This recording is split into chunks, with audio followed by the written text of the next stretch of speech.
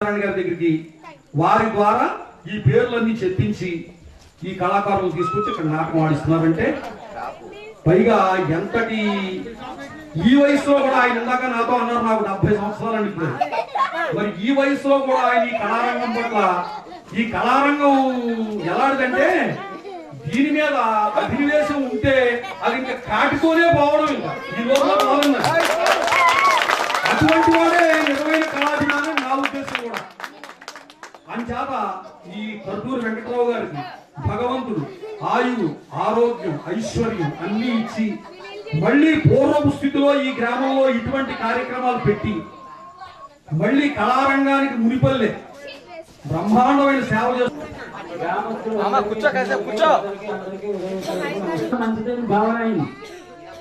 అంటే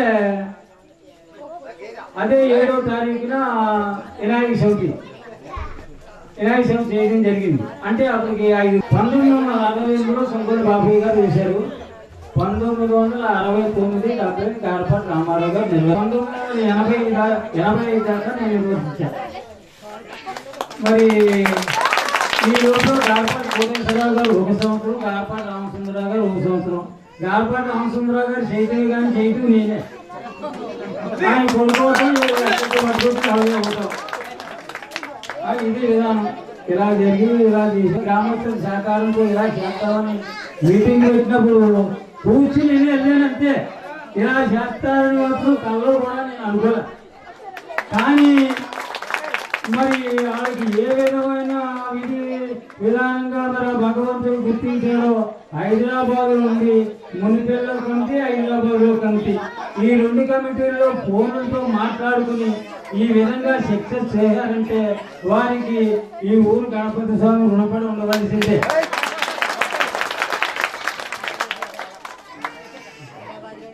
పక్కనున్న కొనుగోలు వస్తున్నాడు, వెళ్ళిపోతున్నాడు. పెత్తనం చేసే వాడికి బాధ ఉంటుంది. ఏంట్రా బాబు ఎలా చేస్తున్నాం, ఇది ఏమవుతుంది అని తప్ప గుండెలు అప్పుడపడమంటుంటుంది. మరి ఆ ముందుకు నడిపేవాడిని మళ్ళీ పండిపీకి అప్పచెప్పినాక వినయ విద్యార్థులతో చెప్పింది చేయాలి. అంటే నేను అలాగే ఆచరించాను. 1967లో బ్రహ్మానందం గారు కమిటీలను పనిచేశాను, సుంకూరి బాబయ్య గారి కమిటీలను పనిచేశాను, గారపాటి రామారావు గారి కమిటీలను పనిచేశారు. ఫస్ట్ రోజు మంగళవాడు చెప్పుకోవాలి, మీకు మంగళవాడు చెప్తాను మీరే వస్తున్నారు, రేపొద్దున మీటింగ్ ఎక్కువ తీసుకున్నారు. అదే రోజు 5వ రోజున ఊరేగినప్పుడు కీర్తి చేసిన కర్నూలు లక్ష్మణ్ గారు మమ్మల్ని పిలిచి అంటే ఇలాగే నిమగ్నం తీసుకెళ్తున్నాం, దేవుని తీసుకెళ్తూ ఉండగా నిమగ్నం అయిపోయిందంటే అప్పుడు పెంజాల ఇంకో దుక్కుకి తీసుకెళ్ళేవాళ్ళం కాదు, మన సేవకాడు కాలంలో కలిపేవాళ్ళం. లక్ష్మణ్ గారు పిలిచి అంత మిగిలింది అంటే 30 రూపాయలు లాస్ వచ్చిందండి అన్న. మరి ఎలాగరా మళ్ళీ సంవత్సరం ఎవరు చేస్తారు మీకు అన్న. ఏమన్నది జరిగింది ఇది అన్న. అప్పుడు ఆయన డిఎల్పీ గారు వేసిన రేటుకి అన్నపూర్ణ చెరిగిస్తే దాన్ని 400 రూపాయలు మాకు లాభం వచ్చిన దాన్ని పట్టూరు ప్రసాద్ గారి దగ్గర పెట్టడం జరిగింది. దానికి ఆయన నెలకు రూపాయి వేసి నెలల ముందు మాకు ఇచ్చారు. అది సుంకూరి బాబయ్య గారి చేతిలో పెట్టి ఆయన అంటే బ్రహ్మానందం గారిని ఎందుకంటే ఆయన ఒక సబ్జెక్ట్ పోయి ఎస్ఎల్సి అప్పుడు ఆ సబ్జెక్ట్ ఖాళీగా ఉన్నాడు కాబట్టి ఆ సంవత్సరం ఆయన చేశాడు. మాకు అప్పు చెప్పాడు. ఏం చెప్పాడు, ఇలా రాయాలి, ఇలా జమాకట్ చెప్పాలి, ఇది ప్రజల సొమ్మురా, స్టేజ్కి చెప్పాలి, ప్రజలకే మీ ఇన్కమ్ ఎంతో నష్టం ఎంతో లాభం ఎంతో చెప్పాలి అన్నారు ఆయన. అదే ఈ ఊళ్ళో ఉన్న ఆలయాలన్నీ ఆచరిస్తున్నాయి ఈవేళ. హనుమాన్ జయంతి అవనండి, రామాలయం అవనండి, ఇంకోటి అవనండి. అసలు విధానం అదే. మనం అయిపోయిందంటే పావుషెక్ ఎంత, తాంబూలం ఎంత, ఇదెంత అదెంత చెప్పాలి, మిగిలింతో చెప్పాలి. ఇది నా దగ్గర ఉంది నేను వెళ్ళాము అంటే కాదు. నాకు బాగా మాట్లాడడానికి అవకాశం చదువు లేక మీకు ఏదో విధంగా మాట్లాడుతున్నట్టు అనిపిస్తుంది. అంటే నేను 5 ఎకరాలు ప్యాస్ అయ్యానని కొండ మేస్టార్ అన్నాడు, ప్యాస్ అయ్యారని నేను అనుకోరా. ఆయన అన్నాడంటే ప్యాస్ అయ్యానని అనుకున్నా. ఇదేంటి విధానం. దీన్ని బట్టి చక్కని ఆర్టిస్టులు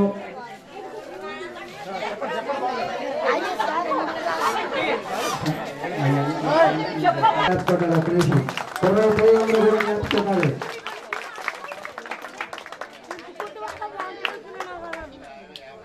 కర్నూలు మల్లారావు గారు సాయం చెప్పించారండి.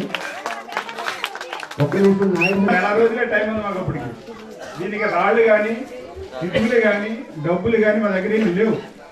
మేము ఈ రోడ్డు కోసేవారు ఆ రోడ్లో నుండి గ్రానైట్ బండి మీద మేమే మోసి తీసుకొచ్చేవాళ్ళం. అలాగే ఇటుకలు ఉన్నాయి.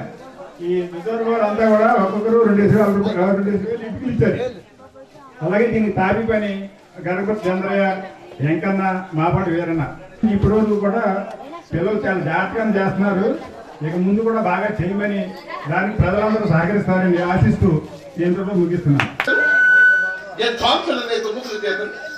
ప్రకాశిస్తున్నటువంటి కల్పతరువు లాంటి మహాసభకు సమన్వయపూర్వకంగా నమస్కారం చేస్తున్నాను.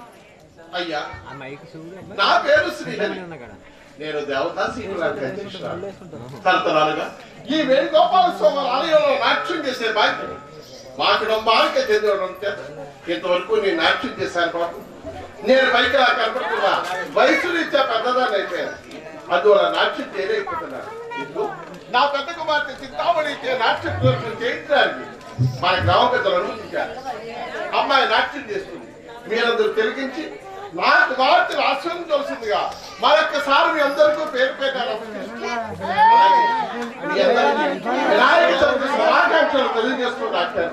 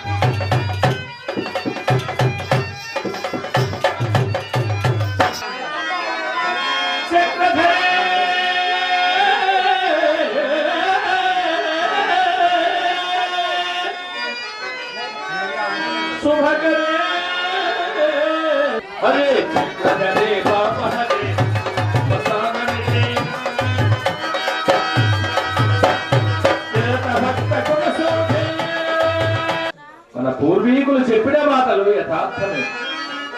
రాజ్యురాలైన భార్య లభించుట అదృష్టమే. సందేహమా? కష్టభరితము బహుళ సుఖప్రదము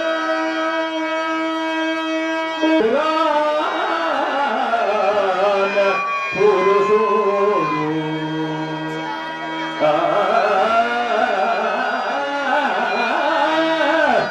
ಒಂದು ಮಾತ್ರ ಗೊತ್ತಿಲ್ಲ. ಸೈನಿಕಾಲ ಮಂದು రంభాల శృంగార స్వభావాలను చెప్తున్నాయి. కానీ పురుషుని జీవితంలో స్వర్గమని భావించినటువంటి భార్య అనుకూలమని కానీ అతి భార్యే ప్రత్యక్షంగా కూడా చెప్పలేదు. కాలు పెట్టినతో కాంతుని మెడవించి నిండు సంసారం రెండు చేసి తన మగడంత ఆర్జన పరుడై సంశయించదే భార్యను చొక్కబెట్టు భక్తులు మాత్రం లేరా పడినది మహానుభావులు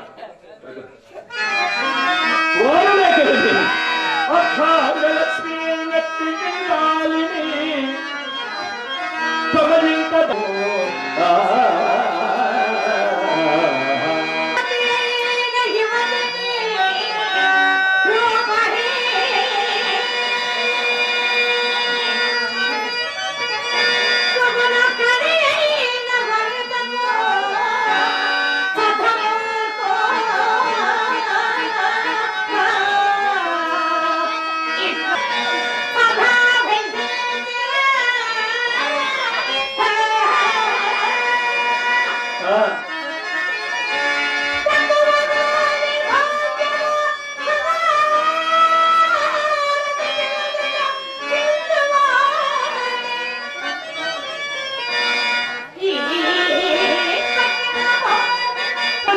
ఎన్నో కష్టములు నిర్మించారు. అంతయ్య 7 దేవుల విజయానికి కట్టుబడి భార్యాపుత్రుని ఎడబాసి చెట్ట చివర ఒక రుద్రభూమికి సామంతునిగా శ్మశాన రాజ్యాభిషిక్తుడై ఎన్నో కష్టములు నిర్మించారు హరిశ్చంద్ర మహాచక్రవర్తి. అందుచేతనే కాలము ఎప్పుడు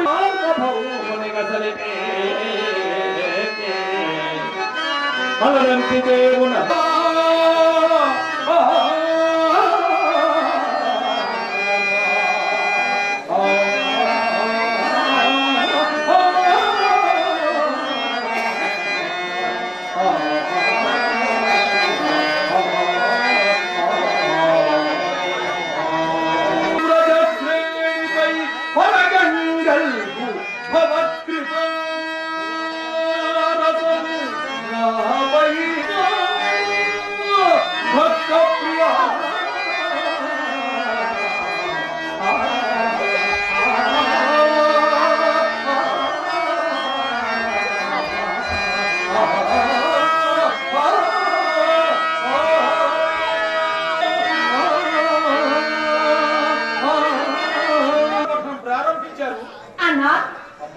ఇప్పుడే ఆరంభించాను. ఇంకా ఎన్నో పద్యములు కాలేదు. అదిగో మీ అసలు నేనంత అవసరమేనా? లేదు ఈరోజు శుద్ధం మీరు కూర్చో. అమ్మాయి నా అవస్థ ఏమని చెప్పుతున్నమ్మా? పైన బట్ట వేసుకొని నడవలోనికి వచ్చేసరికి పడవటింటిలో నుండి పడిపోయిన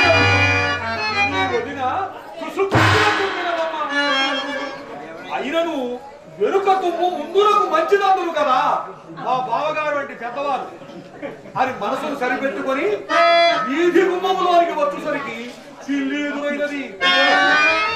ఆ పాటుల ఇంటిలోనికి పోయి మీ వదినను 2 తిట్టి పైబట్ట గడ్డెమున వేసి రవ్వంతసేపు చాప మీద చతికిలబడి మరల ప్రయాణమై వీధి గుమ్మములో పాదము మోపితిరి కదా.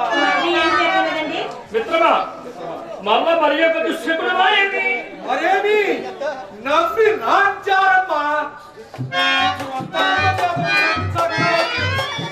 నాకు ఎక్కడ లేని కోపము వచ్చినది. కానీ అంతలో 2 దుశ్శకునములు ఒక సుశ్శకునముతో సమానము అన్నమాట కెత్తికి వచ్చి హరినామస్మరణ చేసి కొడుతూ చక్కా వచ్చింది. చాలా మంచి పని చేస్తావు. దుశ్శకుల ఫలము ఊరకపోవునా ఏటి గడము వచ్చేసరికి నాగవాడు మాయమైనాడు. ఎవరు మన కెల్లాయే మిత్రమా. మీ నాయన గారు పట్టణమంతా విడిచి ఈ ఏటిగీవలి కాపురము ఎందుకు పెట్టినారో గాని ప్రతిదినము వచ్చిపో. లేదు మిత్రమా, ఇంకా ఆ పతివ్రత ధర్మ ఘట్టములోనే ఉన్నాం. ఆ పతివ్రత